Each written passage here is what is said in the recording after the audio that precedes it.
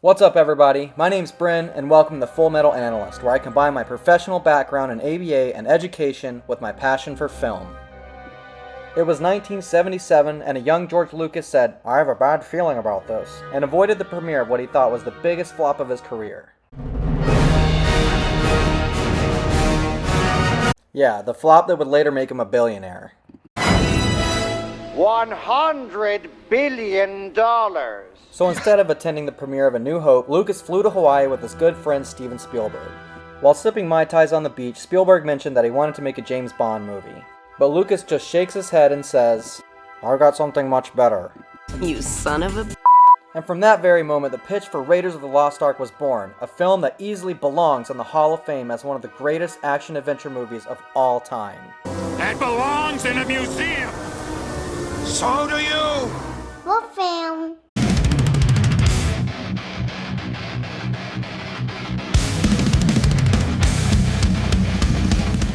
So thanks to all those Mai Tais, the film was directed by Steven Spielberg and produced by George Lucas, on the same budget as my student loan deferment, and the film went on to gross nearly $390 million worldwide, becoming the highest grossing film of that year as audiences flooded screenings for Raiders of the Lost Ark in 1981. People around the world were whipped into a fedora-fueled frenzy, and history nerds at community colleges rejoiced as archaeology professors suddenly got a whole lot hotter. Hey, hi, yeah. And Harrison Ford instantly became that college professor that all dads fear, the perfect combination of ruggedness, charm, with a questionable interest in whips, and history riddled with bad dates.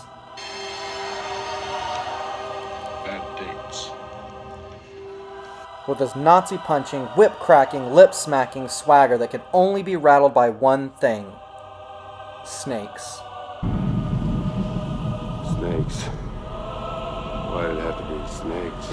Within the 115-minute runtime, Indy encounters assassins, Nazis, booby traps, more than 15 different species of snakes, explosions, and one really huge boulder. This film really crams as much action as it can into its runtime without sacrificing good narrative, character development, or heart. So without further ado, let's get into what makes this film such a classic.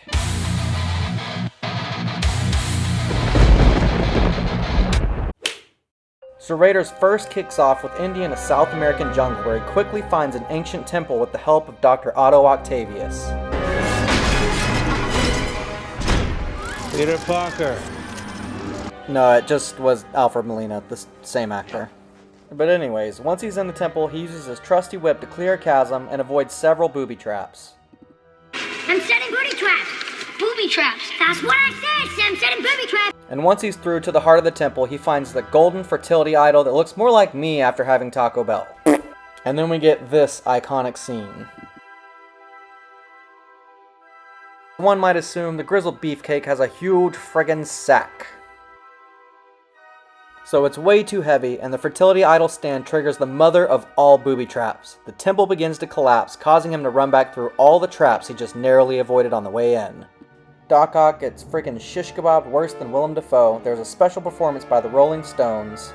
But somehow, the dude narrowly escapes with the idol, only to land at the feet of Belloc, the used car salesman of treasure hunters and Indy's rival. But no worries, man. Indy sprints out of there faster than me out of a Taco Bell. So anyways, back in the real world, Indy learns that Hitler wants to use the Staff of Kings and the Headpiece of Ra to locate and weaponize the Ark of the Covenant. Essentially, he wants to raid it, but it's lost, so he has to send his Nazi goons to be his Raiders of the Lost Ark. Oops. So now he's thrown into this huge race to find the Ark of the Covenant before the Nazis do. This brings Indy to the streets of Nepal, where he reunites with his fiery ex, Marion Ravenwood, who would never put up with that scruffy-looking nerf herder Han Solo. Who's scruffy-looking? But the Nazis are hot on his tail after learning that Marion is in possession of the Headpiece of Ra. So they get there just after Marion tells Indy to go to bed. And after 99 bottles of beer on the wall, and 1 third-degree burn later, they're off to Egypt in search for the Ark. When they get to Egypt, Marion and Indy meet up with Tall Gimli. And my axe. aka Sala, who doesn't offer his axe, but instead uses his 5011 children as human shields to save Indy from a bunch of assassins. While Indy reenacts a classic Scooby-Doo chase scene, Marion gets kidnapped. Then in real life, Harrison Ford gets the flu on set long enough for Indy to switch back to professor mode to teach this guy a lesson on why you shouldn't bring a knife to a gunfight.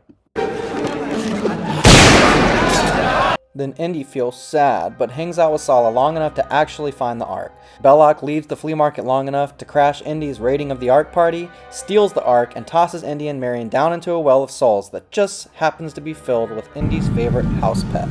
Snakes. Why did it have to be snakes? Thankfully, the two bust out of there faster than Taco Bell busts out of me. Seriously.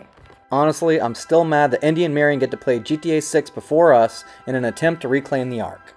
But the Nazis get away and head to their secret island while Indy tells Marion where it hurts. Ew. Then I'm satisfied with my care. Then Marion lands back into Belloc's hands while Indy channels Captain Phillips. Look at me, sure. I'm the captain now. At their secret island, the Nazis carry out their plan to open the Ark while listening to the new Sleep Token album, despite its parental advisory label. And without completely spoiling the ending for those who haven't seen the movie, that's the overall synopsis for Raiders. With this being the Full Metal Analyst, the best way to understand a character is to first establish a baseline. Jump that baseline, baby.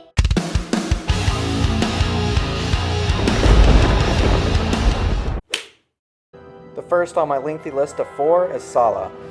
Sala is a steadfast friend and a key player in securing Indy's interests in Cairo. Sala's local connections, underground intel, and logistical know-how make him critical to finding the Ark.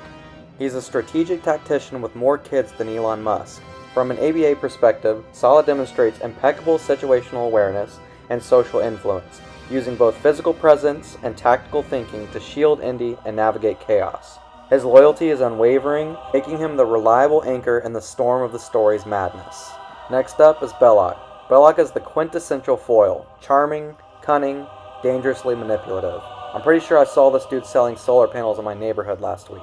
He operates with the classic example of covert aggression and social control, always one step ahead through psychological games rather than brute force. From an ABA lens, Belloc's behavior functions to gain access to tangible resources. Through deception and alliance building, he exploits others' motivations to serve his own. He is a master at turning situations and people against each other, a true behavioral manipulator. I must admit my personal favorite is Marion Ravenwood. She's the fierce, fiery disruptor of the typical damsel in distress trope. I'm a damsel. I'm in distress. I can handle this. She blends independence with vulnerability, showing complex behavioral repertoire marked by resilience, assertiveness, emotional depth, and professional alcoholism. Marion's interactions reveal a high level of adaptive social behavior. She challenges Indy, negotiates danger with grit, and isn't afraid to push back against both men and circumstance. From an ABA standpoint, she's a strong example of a functional communicator and self-advocacy in a male-dominated world. Then we have the man himself, Indy. But Daddy is a state of mind, you know what I'm saying? He is the blueprint of a high-functioning thrill-seeker with an anxious attachment to both artifacts and danger. On the surface, he's all rugged charm, leather jackets, whip-cracking bravado. But dig a little deeper, and you've got a walking contradiction. Indy is a tenured professor who lectures on preventing ancient history, yet he spends most of his free time destroying temples and stealing cultural relics. Behaviorally, he's a reinforcement-seeking missile. Whether it's the adrenaline rush or the intellectual challenge or the moral satisfaction of keeping history out of the hands of Nazis, every move he makes is shaped by powerful internal motivators, and probably a childhood full of unresolved daddy issues. Dad! Oh, Dad! Oh, Dad! Don't get me wrong, I absolutely love Indy. From an ABA perspective, Indy's behavior is a case study in complex reinforcement chains. He's conditioned to remain calm under pressure, problem solve under fire, and escalate when provoked. All skills shaped by years of reinforcement in high-risk environments. His tolerance for discomfort is off the charts. Gunfights, fistfights, collapsing floors, no problem. But snakes, and introduce a little bit of vulnerability, especially in the form of love or introspection, that's when he shuts down or deflects. His emotional regulation relies on sarcasm, silence, or a stiff drink. Indiana Jones isn't just an action hero. He's a deeply conditioned survivalist operating in a constant state of partial extinction. And that's what makes him so compelling. He's not just surviving the story, he's actually reinforcing us to keep watching. Alright, so let's get into my review.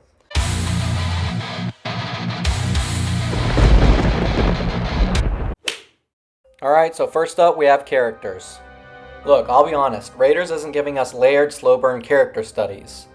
It's giving us classic archetypes turned all the way up. And for what this film is, it's fine, it works.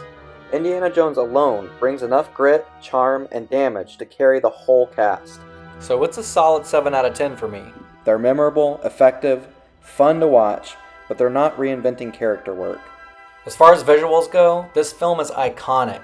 From the lighting with silhouetted entrances to game-changing practical effects, this film is cemented in cinema history.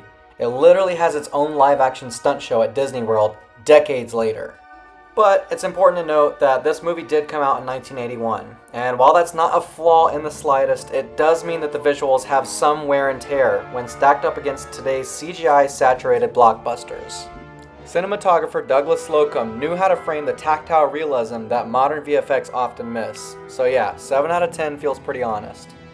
For plot, I really dig the whole treasure hunt appeal to the story, and Raiders of the Lost Ark is the blueprint. This film didn't just set the standard, it actually created an entire genre. Without Raiders, we don't get films like Sahara or National Treasure. The plot's fast, fun, and packed tighter than Indy's suitcase. And just when you think it can't go bigger, Old Testament wrath dissolves some Nazi faces faster than my credit score after having kids. It's not the most complex plot ever written, but it doesn't need to be. It delivers an easy 8 out of 10. For action, let me just say, there's a reason Disney built an entire live-action stunt show around this movie.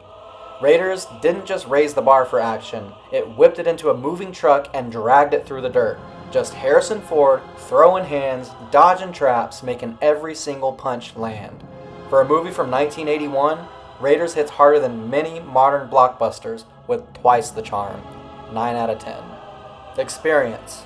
Raiders is easily in my top 10 of all time. Probably top 5 if we're not counting Lord of the Rings. I remember watching this movie as a kid, and I can rewatch it countless times as an adult without it ever getting old. This is the quintessential adventure film. It's a must-see for anyone old enough to watch. There's only a few movies that can really provoke me to the raw edge of my seat emotion on every rewatch, and this is definitely one of them. 10 out of 10 every time. Overall, Raiders of the Lost Ark is peak cinema. It's an essential watch, not just because it defined an entire genre, but because it's still good every single time I watch it over 40 years after it came out. Whether you're here for the history, the action, adventure, or just to see some Nazis get wrecked by the wrath of God, this film delivers. And if somehow you're someone who's never seen Raiders, this film's often re-released in theaters all the time. I highly recommend you go and watch it. Seriously, I envy your first watch. This is a required viewing for any self-respecting movie lover. So with that being said, my overall score is 8.2 out of 10. So go and watch it, have a great time, eat some popcorn, rock on. If you enjoyed this video and want more reviews, breakdowns, theories, or reactions through the lens of ABA, please like and subscribe and ring that bell. My name's Bryn, I'm the Full Metal Analyst. Roll credits. What does kids, son?